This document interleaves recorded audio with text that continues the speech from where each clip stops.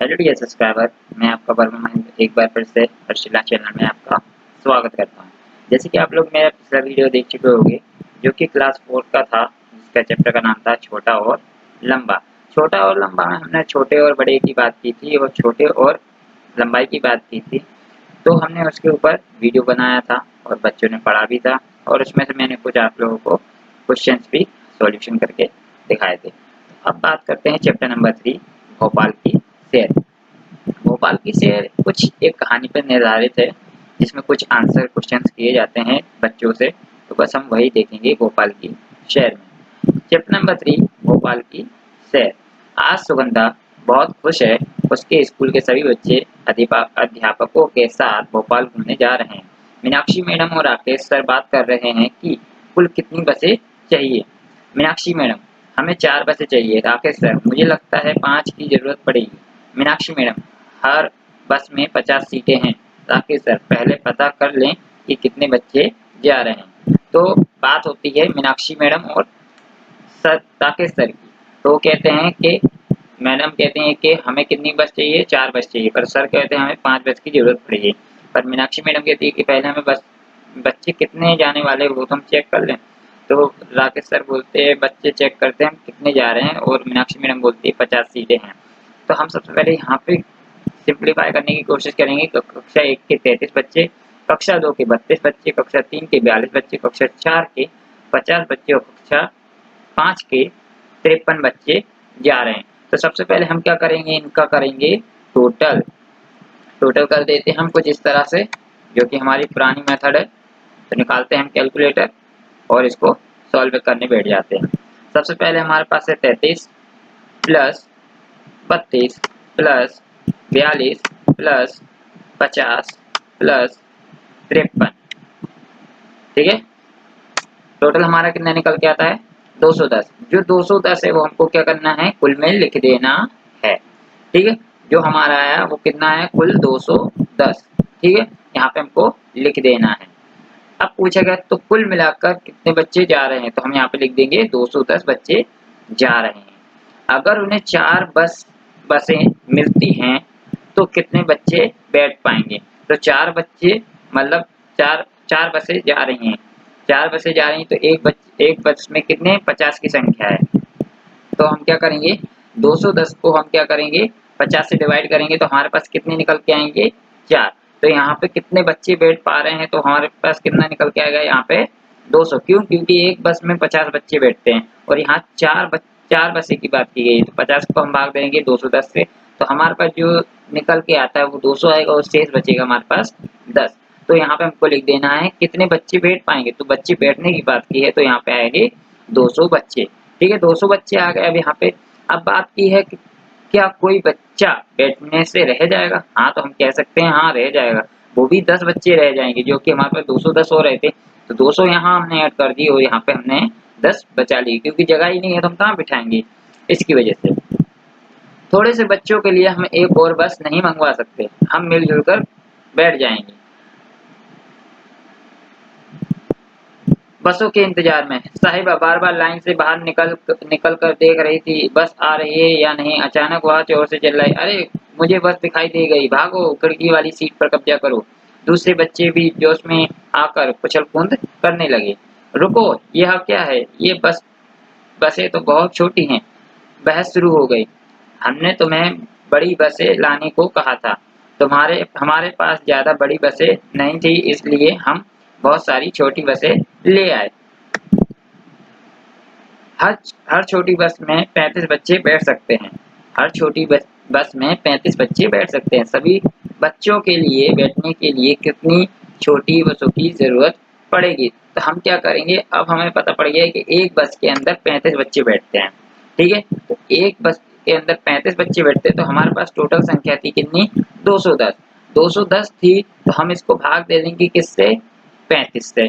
35 से भाग देंगे तो हमारे पास कितनी संख्या निकल के आती है टोटल 6, जो कि हमारे पास कितनी बसों की जरूरत पड़ेगी 6। तो यहाँ पे हम लिख सकते हैं हर छोटी बस में 35 बच्चे बैठ सकते हैं, तो सभी बच्चों को बिठाने के लिए कितनी छोटी बसों की जरूरत पड़ेगी 6 छोटी बसों की जरूरत पड़ेगी। तो यहाँ पे आपको लिख देना 6। चलो चलो जल्दी, चलो जल्दी, पहले ही 9 बज चुके हैं। यात्रा शुरू हुई। जैसे ही बसों ने चलना शुरू किया, बच्चे खुशी से उछलने लगे और जोर-जोर से गाना गाने लगे। कुछ बच्चे बाहर के हरे मैदान और पहाड़ों के नज़ारे का मजा ले रहे थे। इंदिरा, हम भोपाल कब पहुंचेंगे? आशा मैडम, अगर हम रास्ते में ही कहीं ना रुके तो हमें 2 घंटे में पहुंच जाना चाहिए लगभग। तो 2 घंटे, हम लोग कितने बजे निकले थे यहाँ से? 9 बजे निकले थे, तो यहाँ पे 2 घंटे तो कितने बजे? लगभग 11 बजे यहाँ लिख देना है आपको, 11 लिख देना। मंजीत, बहुत दूर है क्या? भीमसेन सर, लगभग 70 किलोमीटर दूर है। रूबी, क्या हम रास्ते में कहीं रुकेंगे? राकेश सर, शायद भीमबेटका यहाँ से लगभग 50 किलोमीटर दूर है। अगर वे भीमबेटका जाएं तो वे वहां पहुंचेंगे 10 बजे से पहले, 10 और 11 बजे के बीच में, 11 बजे के बाद। जब वे सब बातें कर रहे थे, बहादुर चिल्लाया, वाह नर्मदा नदी! सभी खिड़की से बाहर देखने लगे। रूबी, अरे कितनी लंबी और कितनी चौड़ी है। चलो अंदाजा लगाएं कितनी चौड़ी होगी। गोपी, अरे 100 मीटर होगी। नहीं, और भी ज्यादा, पता नहीं कितनी। विक्टोरिया, यह जरूर ही आधा किलोमीटर से ज्यादा होगी। आशा मैडम, देखो यहाँ लिखा है, यह पुल 756.82 मीटर लंबा है। कितना है? 756.82 मीटर लंबा है। तो यहाँ पे हमको लंबाई मिल चुकी है कितनी? 756.82, 756.82। इसलिए हम अंदाजा लगा सकते हैं कि नर्मदा लगभग 500 मीटर चौड़ी होगी। तो कितनी मीटर चौड़ी होगी? 500 मीटर चौड़ी होगी। सदाफ, मैं तो सोच भी नहीं सकता 500 मीटर। आशा मैडम, देखो हमारी बस लगभग 5 मीटर लंबी है। सोचो इस पुल पर एक के पीछे एक कितनी बसें खड़ी हो सकती है। अब अंदाजा लगा सकते हो। हम यहाँ पे क्वेश्चन किया गया है, मान के चलो हमारे पास 5 मीटर की बस है, मान के चलो एक बस है, तो हमें उस पुल के बराबर खड़ी करनी है कि पुल के आगे ना जा सके, पुल में ही फिट हो जाए। तो हमारे कितनी बसों की जरूरत पड़ेगी? तो यहाँ पे हम कर देंगे 5 का गुणा किससे? 100 से। तो हमारे पास निकल के कितना आएगा? 500। तो हमारे पास कितनी बसों की जरूरत पड़ेगी? 100। क्या तुमने कभी किसी लंबे पुल को पार किया है? वह लगभग कितने मीटर लंबा है? तो अगर आप लोगों ने कोई पुल पार किया है तो लिख देना, अगर नहीं किया है तो आप ये साबरमती सॉरी नर्मदा नदी वाला आप लिख सकते हो। तो यहाँ पे लंबे पुल को पार किया है तो कह सकते हैं हाँ। और वह कितने मीटर लंबा है? तो जैसे कि लंबाई मैंने बताई थी 500 मीटर चौड़ी है और लंबाई कितनी है? 756.82। तो यहाँ पे आपको लिख देना 756.82 मीटर। ठीक है। फिर सभी बच्चे पुल से नीचे झांकते हुए नदी को देखने लगे। राकेश सर, अब पानी का स्तर काफी नीचा है, यह पुल से लगभग 40 मीटर नीचे होगा। आशा मैडम, लेकिन मैंने इस पानी को बरसात में देखा है, तब यह बहुत ऊपर तक आ गया। अब तो यह पुल से लगभग 15 मीटर नीचे था। तो यहाँ पे बता दिया 15 मीटर नीचे था। नर्मदा के पानी के स्तर में बरसात वाले मौसम और अब मौसम के बीच का अंतर कितना है? तो यहाँ पे बताया है कितना अंतर है। तो यहाँ पे लगभग 40 मीटर नीचा है और यहाँ पे भी बताया तो 15 मीटर नीचा है। तो अंतर हमसे पूछा गया है। बच्चे नदी के बारे में थोड़ी देर तक बातें करते रहे। अचानक एक झटके के साथ बस रुकी। ओह, पेट्रोल पंप! 2 बसों में डीजल डलवाना होगा। सभी बसें एक लाइन में खड़ी हो गई। बच्चे खिड़की से गर्दन बाहर निकाल कर देखने लगे कि डीजल कैसे भरा जाता है। कुछ बच्चे नीचे उतर आए ताकि वे पास से देख सकें। हर एक बस में डीजल भरने में 15 मिनट लगते हैं और 2 बसों में डीजल भरवाना है, तो इसलिए वे लोग वहां लगभग खाली जगह मिनट रुकेंगे। तो समझ के चलो एक बस में 15 मिनट लगते हैं, तो 2 बस में कितना मिनट लगेगा? 30। तो आपको यहाँ पे लिख देना है 30 मिनट। इस खाली जगह में कितना लिखना है? 30 मिनट। इसका मतलब ये है कि उन्हें पहुंचने में खाली जगह की देर होगी। तो हम कह सकते हैं हाँ, पहुंचने में हमको कितना? 30 मिनट की देरी होगी। अरे इसका पेट कितना बड़ा है, यह तो मैं पहले ही 100 लीटर ले चुका है, इसलिए हमें डीजल के लिए 5,500 रुपए देने पड़ेंगे। चित्र में देखो 1 लीटर डीजल की कीमत मालूम करो। यहाँ पे आपको दिख रहा है कि 100 लीटर का भाव है 100 लीटर का भाव है 5500। तो हम 1 लीटर का भाव निकालने जाएंगे तो हमारे पास कितना निकल के आएगा, 100 से हमको भाग दे देना है 555 को 5500 को। तो हम भाग दे के दिखाएंगे आप लोगों को। तो यहाँ पे कुछ इस तरह होगा कि 5500 को भाग देंगे हम, कुछ इस तरह भाग देना है किससे, 100 से, क्योंकि 100 रुपये प्रति लीटर है इसकी वजह से। तो हमारे पास आंसर कितना निकल के आता है 55। तो आपको यहाँ पे लिख देना है कितना, 55 प्रति लीटर के हिसाब से। तो आपकी जो खाली जगह ये दी गई है इसमें आपको लिख देना है 55। जब बसों में डीजल भरा जा सकता है तो कुछ बच्चे पेट्रोल पंप के पास के शौचालय चले गए। अमन को शौचालय से बाहर आने में कितना समय लगा। अमन को खाली होने में उतना ही समय लगेगा जितना एक बस में डीजल भरवाने में। तो यहाँ पे हम कह सकते हैं कि डीजल भरवाने कितना मिनट लगा था, 15 मिनट। तो बस उसको भी 15 मिनट लगे होंगे। भीमबेटका की ओर बसों में डीजल भरवाने के बाद यात्रा फिर से शुरू हो गई। अब बच्चों को यह बताया गया कि वे पहले भीमबेटका रुकेंगे। अंजन, भीमबेटका क्या है? रेना मैडम, यह एक ऐसी जगह है जहाँ बहुत सारी गुफाएं हैं और गुफाओं में चित्रकारी की गई है जिन्हें 10,000 साल पहले बनाया गया था। सुमित, 10,000 साल, मैं तो 1,000 साल पहले के बारे में भी नहीं जान सकता, नहीं सोच सकता। गोपी, ओ 1,000 साल तो बहुत होते हैं, मैं तो 100 साल पहले के बारे में भी नहीं सोच सकता। गौरी, मैं 100 साल के बारे में सोच सकती हूँ क्योंकि मेरे पिताजी की दादी माँ 100 साल की हो चुकी हैं। कहने का मतलब ये गौरी की जो गौरी के पिताजी की दादी हैं वो 100 साल की हो चुकी थी। मतलब मंजीत, इसका मतलब ये गुफाएं लगभग 100 परदादी माँ जितनी पुरानी हैं। सभी जोर जोर से हंस पड़े, हाँ हाँ हाँ। नेक्स्ट, बच्चे गुफाओं में कई चित्रकारी को देखना चाहते थे। लगभग 11 बजे वे भीमबेटका पहुंच चुके थे। कमाल है, 10,000 साल पहले भी इतना अच्छी चित्रकारी कर सकते थे, वो भी चट्टानों पर। अरे ये चट्टानें हजारों साल पुरानी हैं। शंकर, इस चित्र में बहुत बड़े बड़े सांड बने हैं। इस चित्र में बहुत बड़े बड़े सांड बने हैं। अरे मुझे एक बात सूझी है, इन चित्रों में मैं सांडों को गिनता हूँ और तुम हिरणों को गिनो। बीना, मैं लोगों को गिनती हूँ, देखते हैं कौन ज्यादा है, सांड, हिरण या लोग। तो आपको यहाँ पे कुछ दिए हैं वो आपको गिन लेने हैं, ठीक है।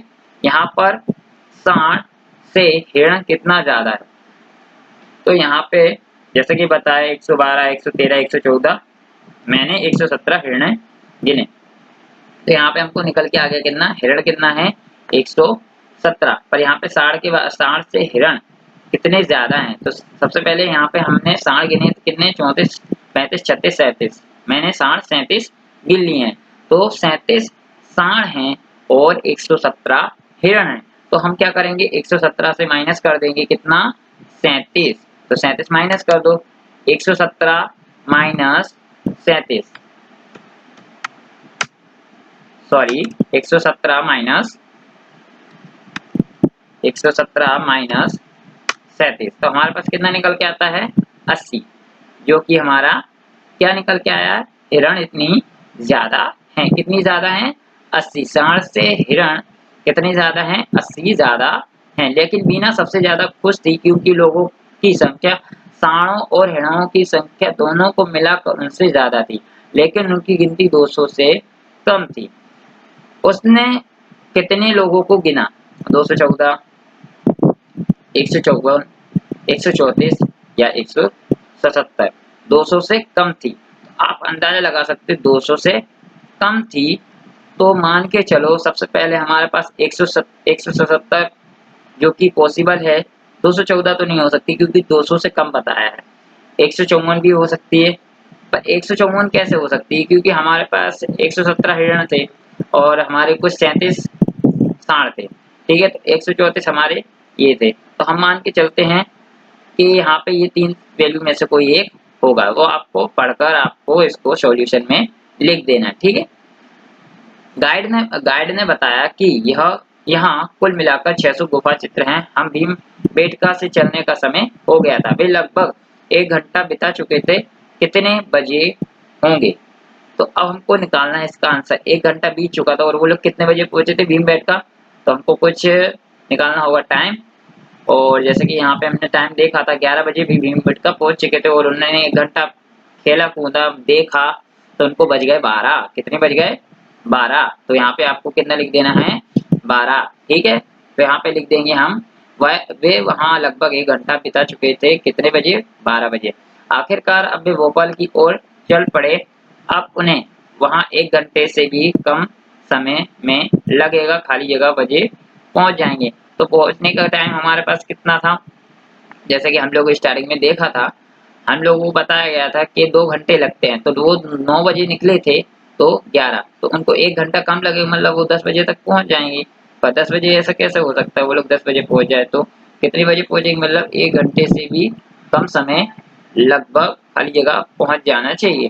तो उनका जो टाइम टेबल था वो कुछ कैसा था? पहले 9 से 11 के बीच। ठीक है, तो वो 1 घंटे लेट हो गए। तो कितना हो गया था? 9 2 11 1 12। तो यहाँ पे कितना? 1 बज जाएगा लगभग। तो आप चेक कर सकते हो। ठीक है, तो नेक्स्ट यहाँ पे दिया भोजन का समय।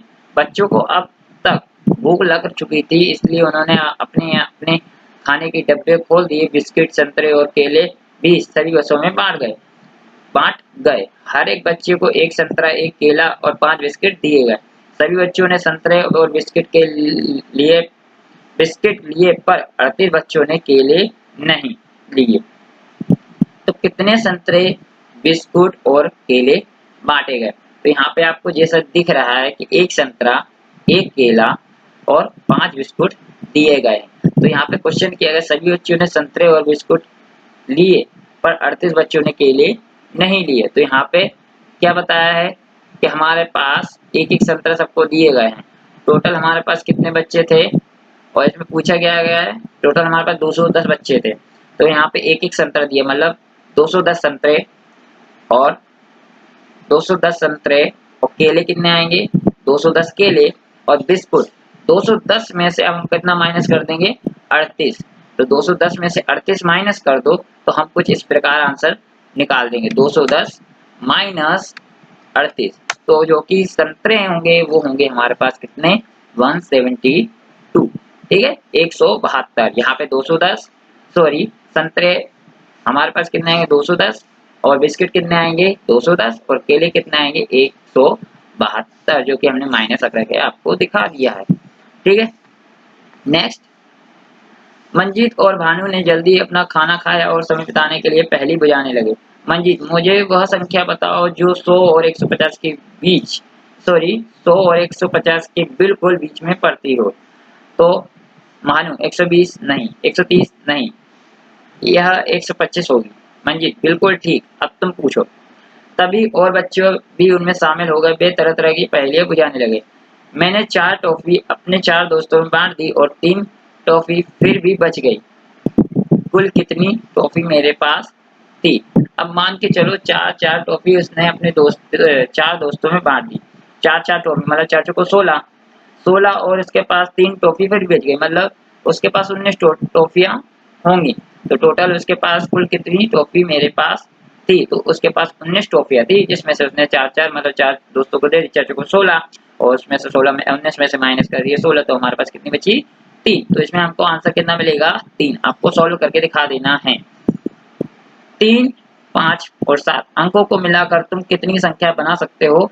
तुम 357 और 537 बना सकते हो। इसके अलावा और क्या बना सकते हो? तो हम कह सकते हैं 3, 5, 7 से हम सबसे पहले 7, 5, 3 भी बना सकते हैं, जो कि होता है हमारा 753। ठीक है, अब दूसरी संख्या हम कहें तो यहाँ पे 3, 5, 7 मिल चुकी है। ठीक है, और तीसरी संख्या क्या है? 5, 7, 5, 3, 7 भी मिल चुकी है। अब हम कहें तो 5, 3, 7 हो चुकी है और 3, 5, 7 भी हो चुकी है। अब हमारे पास क्या बचता है? कुछ नहीं, तीसरी संख्या हमको मिल चुकी है। वैसे बनाने को तो हम बहुत संख्या बना सकते हैं, जो कि इसमें हम आंसर लिख देंगे 7, 5, 3। या तो हम दूसरी संख्या ये भी निकाल सकते हैं 3, 7, 5 मतलब 375। और दूसरी संख्या हम ऐसी भी निकाल सकते हैं 5 3 7, तो वो तो हमारे पास आ गई है। तो हम दो संख्या निकालेंगे जो कि होगी पहली 773 और दूसरी संख्या होगी दूसरी संख्या होगी 5 3 7 मतलब 537। ठीक है, तो हमारे पास एक संख्या मिल चुकी है। नेक्स्ट एक संख्या में 8 जोड़ दिया जाए तो वह दुगनी हो जाती है, वह संख्या क्या होगी? एक संख्या में 8 जोड़ दो तो 8 में 1 9 जोड़ा और वह दुगनी हो जाती है तो 18, वह संख्या क्या है? तो इसमें 18 हम लिख सकते हैं।